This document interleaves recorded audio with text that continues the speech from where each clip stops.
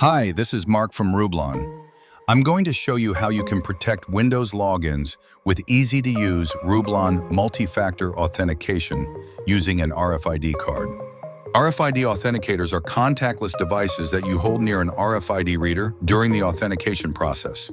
These authenticators can take the form of cards, key fobs, or wristbands. In this example, we will use an RFID card.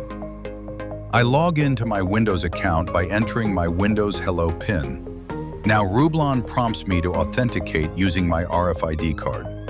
The RFID reader is already connected to the computer's USB port, so I'm now placing the card on it to confirm the login. And I'm logged into Windows. Rublon supports a variety of other authentication methods, including FIDO security keys, phone call and SMS, email, as well as TOTP passcodes. Enables secure access to networks, servers, endpoints, and applications using modern MFA. Go to rublon.com and start a free trial of Rublon Multi-Factor Authentication.